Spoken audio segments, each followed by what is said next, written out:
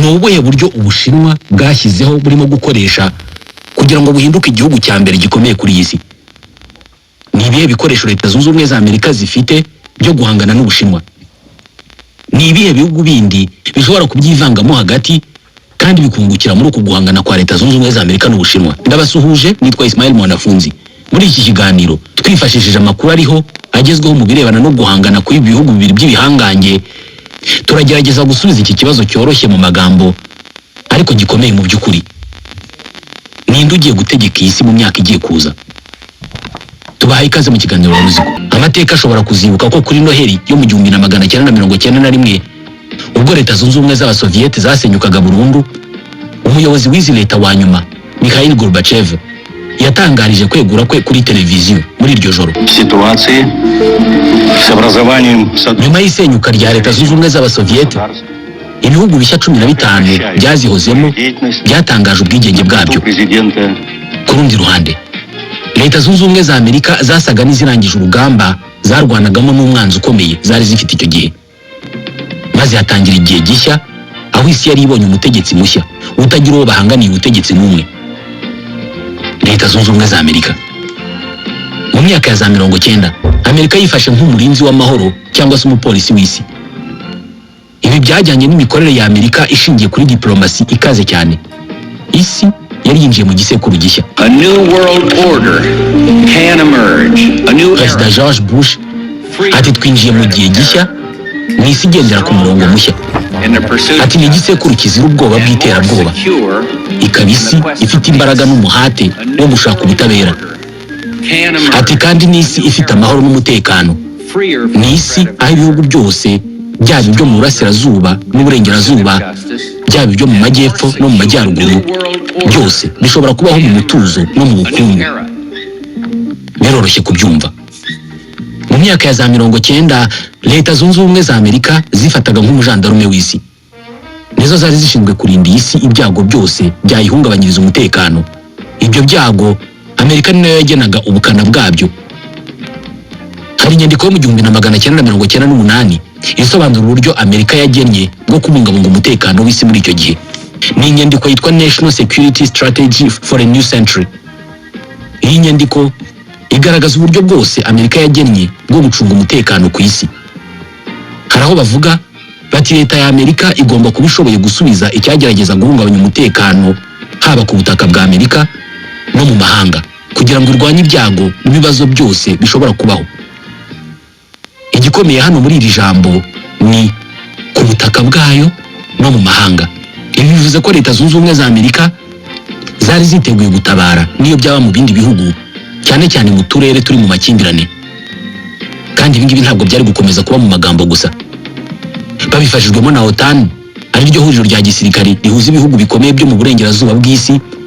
Ibi bihugu byishyize hamwe byiyemeza ko uzatera kimwe ubwo azabateye n'ibindi byose biri muri iryo huriro. Amerika yatangiye gutabara ahantu hatandukanye ku isi, niba wabyita gutabara. Mu 1992, ingabo za Leta Zunze Ubumwe za Amerika zinjiye muri Somalia kugira ngo zihashye imvururu zari zishingiye ku ntambara y'abenegihugu. Mu 1995 bwo zagiye muri Bosnia Herzegovine, aho bagerageje guhagarika ubwicanyi bwakorerwaga amoko n'amadini atandukanye. Nanone mu 1990 bwo ingabo za Leta Zunze Ubumwe za Amerika zagiye muri Kosovo, aho bahagaritse iyicarubozo ryakorerwaga abaturage. Hano Amerika yari imaze guhinduka umujandarume w'isi bya nyabyo. Aho yumvaga ikibazo cy'umutekano hose ishaka gukemura, yajyagayo nubwo bene igihugu baba batayihamagaye. Intego nyamukuru ya Amerika yari yo gukuraho ubutegetsi bw'igitugu hose ku isi ikabusimbuza ubwa demokarasi, niko bavugaga. Hari aho byagiye bikunda nko muri Haiti mu 1994, aho bitewe no kohereza ingabo za Amerika, Jean Bertrand Aristide, perezida wumvaga cyane iby'impinduka, yaratowe. Ariko hari naho Amerika yarebaga iby'ubutegetsi bwitwa bw'igitugu bukora, nubwo bwaba bwica abaturage babwo, ikabwihorera kubera inyungu bifitemo. Nko mu Misiri, Leta Zunze Ubumwe za Amerika zatangaga buri mwaka inkunga ya miliyari 1 na miliyoni 300 z'amadolari ku butegetsi bwa Hosni Mubarak. Uyu nguyu yafatwaga n'ibindi bihugu byo mu burengerazuba bw'isi nk'umunyagitugu, ariko Amerika yamuteraga inkunga bavuga ko ari ukugira ngo barinde amahoro mu karere. Gusa mu by'ukuri Iyi nkunga yahaga Amerika amahirwe yo kurinda umutekano wa Canal ya Suez, inzira yo mu mazi ifite akamaro gakomeye mu bucuruzi mpuzamahanga, aho hafi 15% by'ibicuruzwa byo ku isi binyura, bigafasha Amerika gukomeza kwirinda igihombo mu bukungu. Mu magambo make, Amerika yakoraga ibyo ishaka byose mu izina ryo kurengera demokarasi, nubwo mu by'ukuri atari ko byari bimeze. Mu mpera z'imyaka ya za 90, Amerika niyo yari iyoboye isi. Gusa mu ntangiriro z'ikinyejana n'ikinyagihumbi gishya, hari igikorwa kigayitse cyabayeho gihindura byose. Ku itariki ya 11 y'ukwezi kwa 9 mu 2001, indege ebyiri zagonze inyubako ya World Trade Center mu mujyi wa New York. Indi ndege igonga Pentagon, ahakorera Minisiteri y'Ingabo ya Amerika. Muri rusange, abantu 3,000 basize ubuzima. Ibi byateye ihungabana rikomeye ku isi yose. Ku nshuro ya mbere, ibikorwa by'iterabwoba byari bigabwe ku nyubako zikomeye za Amerika, zari ibimenyetso bikomeye by'ubutegetsi mpuzamahanga. Abanyamerika bifuje guhita bihorera ku kanya, kandi bikomeye. Kugira ngo babigereho, bashyizeho ihuriro ry'ingabo hamwe n'abafatanyabikorwa babo bo muri OTAN, bagamije guhiga Al-Qaeda, umutwe w'iterabwoba w'abayisilamu wari wigambye ibi bitero. Aha niho ibintu byose byahinduye isura. Leta Zunze Ubumwe za Amerika zahise zigaragaza Afghanistan nk'icyicaro gikuru cy'umutwe wa Al-Qaeda. Mu byumweru bike byakurikiyeho, ubutegetsi bw'Abataliban, umutwe w'abarwanyi b'intagondwa z'abayisilamu wari ku butegetsi muri Afghanistan kandi washyigikiraga Al-Qaeda, ubutegetsi bwawo bwarahiritswe. Kuri perezida wa Leta Zunze Ubumwe za Amerika, George W. Bush, ibi byari intangiriro y'intambara yiswe iyo kurwanya itsinda ry'ikibi, Axe du Mal. Muri ibyo bihugu W. Bush yashinze kuba mu itsinda ry'ikibi harimo Korea ya Ruguru, Iran na Iraq. Nyuma ya Afghanistan, ku itariki ya 20 y'ukwa gatatu mu 2003, Amerika yagabye igitero kuri Iraq, ivuga ko icyo gihugu gifite intwaro z'ubumara zikomeye zamara abatuye isi. Ibi byari urwitwazo ndetse n'ikinyoma gikomeye, kubera ko nta kimenyetso na kimwe kigeze kigaragaza izo ntwaro z'ubumara muri Iraq. Iyi ntambara nshya yabaye impinduka ikomeye muri politike mpuzamahanga ya Amerika. Ibi byatumye Amerika itakaza inkunga no gushyigikirwa n'ibihugu by'inshuti nk'Ubufaransa n'Ubudage. Ibi byabonaga ko Amerika itangije intambara itari ngombwa. Amerika yo yabonaga Saddam Hussein nk'icyago gikomeye cyo gukura ku isi byihutirwa. Uretse Ubwongereza, Amerika yari isigaye yonyine muri uru rugamba, ibindi bihugu by'inshuti byayivuyeho. Mu myaka yakurikiyeho, Amerika yisanze mu ntambara zihenze cyane zaguyemo abantu benshi. Mu ntambara yo muri Iraq yonyine, abasirikare b'Abanyamerika barenga 4,000 barapfuye. Mu gihugu imbere, Abanyamerika batangiye kunanirwa kwihanganiriza intambara, no mu mahanga nuko byari bimeze. Mu mahanga aho abaturage ntago bishimiraga ko Amerika yivanga mu bibazo by'ibihugu byabo. Mu mujyi wa Baghdad, nyuma y'ibisasu byaturikiye mu bubiko bw'imbunda, abantu amagana bigabije imihanda barigaragambya bamagana Amerika. Ariko hari ikindi kibazo gikomeye. Ibihano Amerika yashyiragaho ibihugu bitandukanye. Hagati y'umwaka wa 2000 n'2019, Amerika yashyizeho ibihano byinshi ku bihugu bitandukanye kurusha ibihano byatanzwe n'umuryango w'ubumwe bw'Uburayi, Loni na Canada bose biteranyije. Amerika ntabwo yigeze ihagarika gufata ibyemezo nk'umucamanza mukuru kuri iyi si. Muri ibyo bihano, ibihugu byashegeshwe cyane ni Iran, Uburusiya na Korea ya Ruguru. Ariko kubera iyi myifatire, uburakari bw'amahanga kuri Amerika bwakomeje kwiyongera ku isi yose. Abantu benshi barushijeho kwanga Leta Zunze Ubumwe za Amerika, bagaya politike yazo, ndetse bamwe batangira kwanga Abanyamerika ubwabo. Ubutegetsi bwa Amerika bwari bufite ibibazo byinshi mu mibanire n'amahanga. Uru rwango kuri Amerika n'Abanyamerika, wongeyeho ibibazo byose Amerika yanyuzemo, byagize inyungu ku kindi gihugu giherereye hakurya y'inyanja, igihugu kimaze gutera imbere mu bukungu ku rwego rwo hejuru cyane. Iki gihugu cyari cyaramenyekanye nk'igihangange cyasinziriye, Ubushinwa. Nubwo Ubushinwa bwakurikije imiyoborere y'abakomuniste igihe kirekire, urupfu rwa Mao Zedong mu 1976 rwatangije muri iki gihugu gahunda yo gufungura ubukungu bwacyo ku isi. Mu mpera z'imyaka y'1970, inganda z'Abashinwa zatangiye gukora ibintu byinshi nk'imodoka, imyenda n'ibindi bicuruzwa. Bahindutse nk'uruganda rw'isi ndetse n'ikirango cy'ubucuruzi bugezweho ku isi. Ubushinwa bwakomeje kutivanga cyane muri diplomasi mpuzamahanga, ariko kuva mu myaka y'2000 bwagiye buva muri ibi ngibi buhoro buhoro, butangira gushimangira igitinyiro cyabwo mu ruhando mpuzamahanga. Ubushinwa bushyigikiye iyubakwa ry'isi ifite imbaraga zitandukanye, aho ibihugu bitagomba guhora bishyigikiye ibihangange byo mu burengerazuba bw'isi. Ibyo bifasha Ubushinwa kwagura ubushobozi bwabwo. Xi Jinping afite intego yo guhangana na Amerika kugira ngo Ubushinwa buzabe igihugu cya mbere gikize ku isi bitarenze umwaka wa 2049. Ubushakashatsi bwakozwe n'ikigo cy'Abanyamerika Frederick Pardee bwerekanye ko ubuhangange no kwizerwa k'Ubushinwa birimo kurushaho gukura ku buryo byenda kugera ku rwego nk'urwa Amerika. Uyu munsi igihugu cyose kigiranye ibibazo na Leta Zunze Ubumwe za Amerika kiba cyizeye ko ibyo Amerika yagihaga Ubushinwa bushobora kubigiha ndetse binarenzeho. Abashakashatsi bakoze ibipimo bishya bigaragaza ukuntu igihugu gishobora gukoresha imbaraga zacyo z'ubukungu, politike n'igisirikare mu gutuma ibindi bihugu bikora ibyo cyifuza. Iyo urebye ku ikarita y'isi mu mwaka wa 2000, ibihugu byinshi byo muri Amerika y'Amajyepfo, Afurika na Aziya byari bikiri munsi ya Amerika byiteguye gukora ibyo Amerika ishaka byose kubera ko Amerika niyo yategekaga isi. Ariko nyuma y'imyaka 20 gusa ibintu byarahindutse. Ubu Ubushinwa nibwo bufite ijambo muri Afurika, mu burasirazuba bwo hagati no muri Aziya y'Amajyepfo, kandi ibyo ngibyo bishobora gukomeza.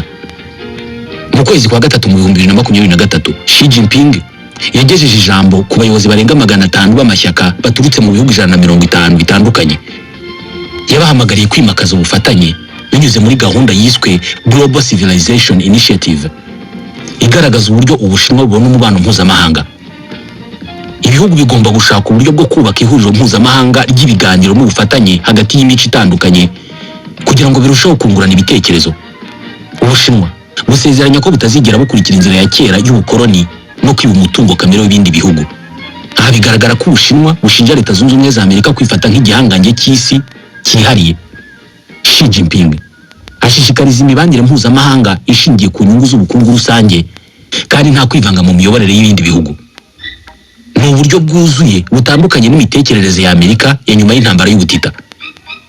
Tubirebye gutyo birumvikana nk'aho ari byiza cyane, ariko Ubushinwa nabwo bwifuza guhagarika impaka ku byerekeye uburenganzira bwa muntu n'ubwisanzure mu mibanire y'ibihugu, maze bugashyira imbere ubucuruzi gusa.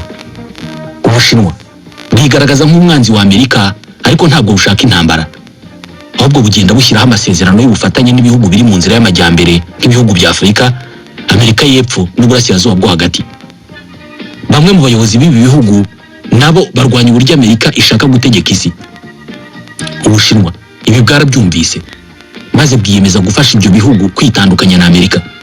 Muri urwo rwego ibihugu nka Brazil, Uburusiya, Ubuhindi, Ubushinwa na Afurika y'Epfo byishyize hamwe mu 2011 mu ihuriro ryiswe BRICS: Brazil, Russia, India, China na South Africa. Intego yabo ni ugushyiraho ubundi buryo busimbura ubutegetsi bw'ibihugu by'uburengerazuba. Icyo bashyira imbere ni ubucuruzi, aho ibihugu bigize BRICS bishaka kongera ubuhahirane hagati yabyo. Ubutumwa bagenera ibihugu by'i Burayi na Amerika buroroshye kubwumva. Ntabwo dushaka gukomeza kubashingiraho kugira ngo dutere imbere. Mu kwezi kwa mbere mu 2024, ibindi bihugu 5 byinjiye muri iri tsinda: Misiri, Ethiopia, Iran, Leta Zunze Ubumwe z'Abarabu na Indonesia. Uyu munsi iri tsinda ryitwaga BRICS ryahindutse BRICS Plus, kandi ryihariye hejuru ya 1/3 cy'umusaruro mbumbe w'isi. Mu nama y'ubushize ya BRICS yo mu 2024, Vladimir Putin, perezida w'Uburusiya, yavuze ko hari ibihugu birenga 30 birimo Argentine, Thailand na Venezuela byifuza kwinjira muri BRICS Plus. Mu bihugu bigize BRICS Plus, Ubushinwa buhita buba umuyobozi w'imbere, birumvikana. Kubera iki? Icya mbere nicyo gihugu cyonyine gishobora guhangana na Leta Zunze Ubumwe za Amerika, haba mu bukungu, mu gisirikare no mu bucuruzi. Icya kabiri, Ubushinwa bufite umwanya uhoraho mu nama y'umutekano w'umuryango w'abibumbye, inama ifite inshingano zo kubungabunga amahoro n'umutekano ku isi. Ikindi kandi Ubushinwa bwihariye hejuru ya 1/2 cy'umusaruro mbumbe wose w'ibihugu bigize BRICS Plus. Ibihugu byinshi bikizamuka nka Brazil, Uburusiya na Afurika y'Epfo byishingikirije cyane ku Bushinwa mu bucuruzi bwabyo. Ubwo ibi tuvuze uko bimeze, ubu noneho twavuga ko hagiye kuvuka indi ntambara y'ubutita ihanganishije Leta Zunze Ubumwe za Amerika n'umuryango w'ubumwe bw'Uburayi na BRICS Plus iyobowe n'Ubushinwa. Ibi bintu bikomeye kurusha uko tubitekereza. bitewe n'ikintu kimwe. La mondialisation, bivuze ko ibihugu bikomeza koroshya ubucuruzi hagati yabyo, haba mu bicuruzwa bisanzwe, serivisi ndetse n'urujya n'uruza rw'abantu ubwabo. Mbese isi kamera nk'umudugudu nk'uko imeze uyu munsi, aho utunze telefone imwe n'iy'umuntu uri i Tokyo. Birashoboka ko mwanariye bimwe uyu munsi. Mushobora kuba mwariye umuceri wahinzwe n'umuhinzi wo muri Thailand, kimwe n'uko umuntu uri Ottawa ashobora kuba arimo kunywa ikawa yahinzwe i Maraba. Mu mpera z'ikinyejana cya 20, ubuhahirane bw'isi bwatangiye kuzamuka cyane, henshi biturutse ku kuvuga kwa internet. Kubera iyo mpamvu, ubucuruzi hagati y'Ubushinwa na Amerika bwariyongereye cyane, ku buryo ibihugu byombi byatangiye kwishingikirizanyaho ku bicuruzwa bimwe na bimwe. Ibi ni ibintu bitigeze bibaho mu gihe cy'intambara y'ubutita. Urugero rufatika ni uko Amerika yishingikirije cyane ku Bushinwa mu kubona terre rare, ubwoko bw'amabuye y'agaciro akoreshwa cyane muri mudasobwa, telefoni n'ibindi bikoresho by'ikoranabuhanga. Ubushinwa bwihariye hafi 60% by'umusaruro w'isi w'ubu butare. Ku rundi ruhande, Ubushinwa butumiza cyane ibihingwa bivuye muri Amerika, cyane cyane soya. Ariko ubu bucuruzi ntabwo buri ku rwego rumwe. Burimo ubusumbane kubera ko Amerika itumiza byinshi mu Bushinwa kurusha ibyo yoherezayo. Ibi nibyo byitwa deficit commercial, icyuho cy'ubucuruzi. Kandi iki cyuho cyakomeje kwiyongera kuva mu mwaka wa 2000. Kubera iyo mpamvu, Washington ishinja Pekin kubuza ibigo by'Abanyamerika gushora imari no gukorera mu Bushinwa. Kuva mu 2016, iyi niyo mpamvu inshuro nyinshi Donald Trump yavuze amagambo nk'aya: We can't continue to allow China to rape our country, and that's what they're doing. It's the greatest theft. Uyu munsi Ubushinwa nicyo gihugu Leta Zunze Ubumwe za Amerika zazamuriye imisoro kurusha ibindi. Ni ukuvuga ko ibicuruzwa Abashinwa bohereza muri Leta Zunze Ubumwe za Amerika bisoreshwa kurusha ibindi bicuruzwa byose Abanyamerika bagura mu mahanga. Ibi bituma umubano w'ibihugu byombi urushaho kuba mubi, kandi buri ruhande rushaka kwishakira abandi bafatanyabikorwa, cyane cyane ibihugu bidafite aho bibogamiye ku mpande zombi. Iri jambo ibihugu bidafite aho bibogamiye ryatangiye gukoreshwa mu ntambara y'ubutita. Rireba ibihugu bidashaka gukorana n'Uburayi na Amerika gusa, cyangwa ngo bikorane n'icyahoze ari ubumwe bw'Abasoviyete gusa n'ibindi bihugu by'Uburasirazuba. Vuba mu kwezi kwa kabiri mu 2022, igitero cy'Uburusiya ku gihugu cya Ukraine cyagaragaje neza ko hari ibihugu bitabogamiye ku ruhande na rumwe. Muri make, ibyo bihugu ntabwo byashyigikiye Ukraine n'inshuti zayo zo mu burengerazuba bw'isi, ndetse ntibyashyigikiye Uburusiya n'abafatanyabikorwa babwo nka Syria cyangwa se Iran. Ubu hari ibihugu bigera ku 120 bitabogamiye ku ruhande na rumwe, aho byinshi muri byo biherereye muri Afurika, Aziya na Amerika y'Epfo. Ubushinwa bwashyizemo imbaraga nyinshi mu kugirana ubufatanye n'ibi bihugu. Ntabwo nzi niba mwibuka inzira z'umuvumbuzi Marco Polo, la route de la soie, umurongo mugari w'ubucuruzi wahuzaga Uburayi n'Ubushinwa mu myaka irenga 2000 ishize. Xi Jinping, perezida w'Ubushinwa, arota kongera kuzura uwo muhanda muremure w'ubucuruzi, kubera ko hari n'igice cy'iyo nzira cyamaze gusubizwaho hagati y'Uburayi, Aziya yo hagati n'Ubushinwa. Ni umushinga watangiye mu 2013 witwa Belt and Road Initiative. Ni umwe mu mishinga minini ya perezida Xi Jinping. Arashaka kongera kubaka inzira y'ubucuruzi ihuza Uburayi n'Ubushinwa. Mu nyandiko, ni umushinga w'igitangaza. Ibihugu 150 biwurimo, kandi miliyari 1000 z'amadolari zagenewe gufasha mu kuvugurura no kubaka imihanda, ibibuga by'indege, inzira za gari ya moshi n'ibyambo. Mu 2017, aya mafaranga yafashije mu gutangiza umuhanda muremure wa gari ya moshi utwara ibicuruzwa kilometero 13 uhuza umujyi wa Liu mu Bushinwa na Madrid muri Espagne. Ibi byose bigamije kongera ubucuruzi bw'Ubushinwa ku rwego mpuzamahanga no gufasha Beijing kubona andi mahirwe ku mugabane ukeneye ibikorwa remezo byinshi. Afrika. Hagati y'umwaka wa 2000 n'2023, ubucuruzi bw'Ubushinwa bwo kohereza ibicuruzwa kuri uyu mugabane bwikubye inshuro zirenga 20, uva kuri miliyari 5 z'amadolari mu 2000 ugera kuri miliyari 110 mu 2023. Ubushinwa bunatanga inguzanyo nyinshi ku bihugu bitagira aho bibogamiye muri aya makimbirane y'isi, kugira ngo bibafashe kubaka cyangwa se kuvugurura ibikorwa remezo bitanga ingufu nk'ingomero z'amashanyarazi y'imirasire y'izuba cyangwa se inganda zitunganya petrol. Urugomero rw'amashanyarazi aturuka ku mazi rwa Karuma muri Uganda rwatewe inkunga n'inguzanyo ya miliyari 1 na miliyoni 400 z'amadolari yatanzwe na China Exim Bank, banki y'Ubushinwa. Gusa inyuma y'iyi gahunda igaragara nk'iyo gufasha ibyo bihugu kwiteza imbere, harimo politiki mpuzamahanga Ubushinwa bwatekerejeho cyane. Ibigo by'Abashinwa birimo kugura amabuye y'agaciro hirya no hino muri Afurika kugira ngo bifate neza isoko ry'amabuye y'agaciro nka cobalt na lithium akenewe cyane mu gukora ibikoresho by'ikoranabuhanga n'imodoka zikoresha amashanyarazi. Ibihugu byinshi byaje gutahura ko inyungu y'iyi gahunda yitwa ishoramari harimo inguzanyo zifite inyungu nyinshi cyane. Bityo ibihugu bikomeye birimo kugerageza guhangana n'iri zamuka ry'icyizere Ubushinwa bufitiwe. Ibihugu bitandukanye birimo kugerageza gushaka uko byatwara Ubushinwa iki cyizere. Mu 2017 igihugu cy'Ubuhindi kimwe mu bihugu bya BRICS Plus gifatanije n'Ubuyapani batangije Asia Africa Growth Corridor, inzira y'ubucuruzi ishobora guhangana na ya route de la soie y'Ubushinwa. Iyi ngiyi igamije kunyuzwamo ibicuruzwa biva mu Buyapani bikanyura Oceania, Aziya y'Amajyepfo, Ubuhindi na Afurika. Mu 2021 nibwo Leta Zunze Ubumwe za Amerika zisamye, ariko banza zari zamaze gusandara. Zashoboye gukangurira abagenzi bazo bo muri G7 harimo Canada, Ubufaransa, Ubudage, Ubwongereza, Ubutaliyani n'Ubuyapani gutangiza umushinga w'ishoramari wa miliyari 600 z'amadolari ugenewe ibihugu bikiri mu nzira y'amajyambere harimo n'ibidafite aho bibogamiye. Uyu mushinga bawise Build Back Better World, ugamije ibintu byinshi: guteza imbere uburyo bwo gutwara abantu n'ibintu burengera ibidukikije, gufasha mu gukora inkingo ku rwego rw'imbere mu bihugu, gushyigikira uburezi. Byose bigaragazwa nk'uburyo bwo guhangana na wa muhanda w'ubucuruzi w'Ubushinwa, la nouvelle route de la soie. Mu gihe ibihugu byombi bikomeye, ni ukuvuga Leta Zunze Ubumwe za Amerika n'Ubushinwa, bikomeje guhatanira gutegeka isi, ibihugu bitabogamiye ku ruhande na rumwe biragenda bigenza ibintu gake. Binenga uko Ubushinwa na Amerika byigaruriye umubano mpuzamahanga, ariko nanone bibyungukiramo. Urugero rwiza ni Arabia Saudite. Uyu ni umufatanyabikorwa wa kera wa Leta Zunze Ubumwe za Amerika. Arabia Saudite igura intwaro z'amadolari abarirwa muri za miliyari buri mwaka ziguzwe muri Amerika no mu Burayi, ariko vuba aha yashyuhije umubano wayo n'Ubushinwa. Uyu munsi Ubushinwa niwe mufatanyabikorwa mukuru mu bucuruzi wa Arabia Saudite. Ikindi gihugu cyungukiye muri iri hangana ry'Ubushinwa na Amerika ni Turukiya. Nubwo ari umunyamuryango wa OTAN kandi ikaba isanzwe iri mu ruhande rw'ibihugu byo mu burengerazuba bw'isi, ariko ifitanye umubano ukomeye w'ubukungu n'Uburusiya. Kandi ahantu iherereye byayishyize rwagati mu mushinga wa Belt and Road Initiative w'Ubushinwa. Iyi ni ya nouvelle route de la soie.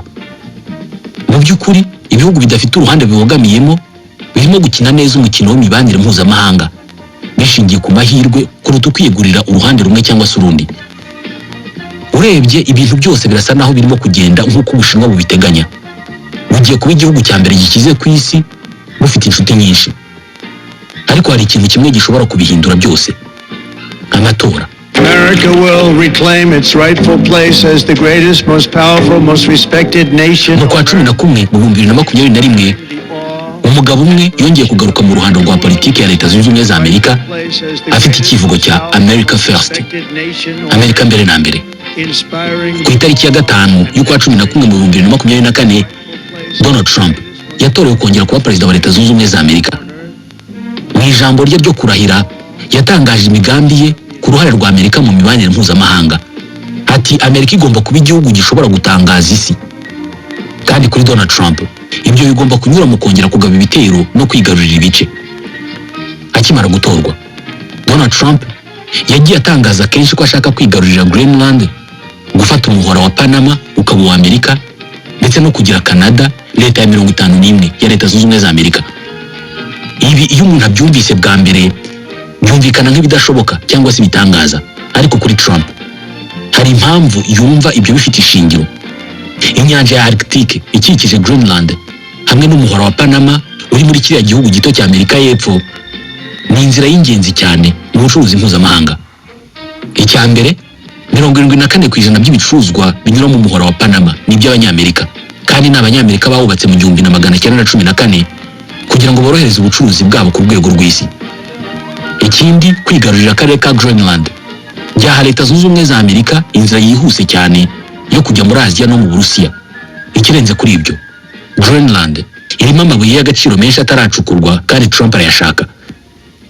Ku bijyanye no kuba Canada yaba leta ya 51 ya Amerika, wagira ati ni ukubera iki tutabikora? ariko iyi politiki yo kwigarurira ibihugu ikoresheje imbaraga ishobora gutuma Amerika itakaza ubufatanye bw'abafatanyabikorwa bayo b'ingenzi, cyane ko Donald Trump asa n'uwiyemeje kubabanira nabi cyangwa kubereka ko utazamuzanira inyungu nta n'icyo bakwiye kuvugana. Said everybody's going to pay. They said, well, if we don't pay, are you still going to protect us? I said, ejo bundi absolutely yatangaje not. They imisoro couldn't ku bihugu believe the byose answer. by'isi. One of the Buri gihugu cyohereza ibicuruzwa muri Amerika kizajya gisora 10% by'ibyo bicuruzwa, ariko noneho ibyo avuga ko bitafashe neza Amerika Will you protect byo us? yagiye bizamurira imisoro byongera kuri rya 10% rya buri wese. He said, yes. Umuryango w'ubumwe bw'Uburayi yawushyiriyeho imisoro ya 20% ku bicuruzwa byoherezwa muri Amerika, kandi ashobora kuyizamura nibatagura gaze na peteroli by'abanyamerika. Donald Trump yanaburiye ko ashobora kuvana Amerika muri OTAN niba ibihugu biyigize bidashyira amafaranga menshi mu ngingo y'imari y'umutekano. Trump arashaka ko ibihugu bigize OTAN bishyira 5% by'umusaruro w'ibyo bihugu mu bikorwa by'umutekano. Ati nababwiye ko bagomba kwishyura, barambaza ngo nitutishyura se uzaturinda. Ati nababwiye ko ntawe nzarinda, ahubwo nzashishikariza ushaka kubatera wese kubikora. Leta Zunze Ubumwe za Amerika nizo zitanga 70% by'ingingo y'imari ya OTAN. Iyo Donald Trump avuga ko ashobora kuva muri OTAN, abagaragaza ko ahitamo kugendera ku bitekerezo bye gusa aho kugira uruhare mu bikorwa bihuriweho ku rwego mpuzamahanga. Mu kwa mbere mu 2025 Donald Trump yatangaje ko ashobora gukora ibishoboka byose akagabanya agaciro k'idolari. Igitekerezo cye ni uko iyo idolari rihagaze nabi, ibicuruzwa byoherezwa mu mahanga bigabanya igiciro. Ibyo bigatuma ubucuruzi bwa Amerika bwongera kwiyongera ndetse bigafasha kugabanya icyuho mu bucuruzi. Twese turabizi ko idolari ari intwari ikomeye ku banyamerika kubera ko niryo faranga isi yose ikoresha mu bucuruzi. Mu 2023 42% by'ubucuruzi ku isi bwakozwe mu madolari, abantu bishyuranye mu madolari. Kugira ngo bigireho igitekerezo, euro ryakoreshejwe ku ijanisha rya 32% mu bucuruzi bw'isi, ni mu gihe yuan ry'Abashinwa ryahererekanijwe kuri 4% mu bucuruzi bw'isi. Izi mbaraga z'idolari ni inyungu ikomeye kuri Leta Zunze Ubumwe za Amerika, kandi ni ikinyafu Amerika yakubita uwo ari we wese.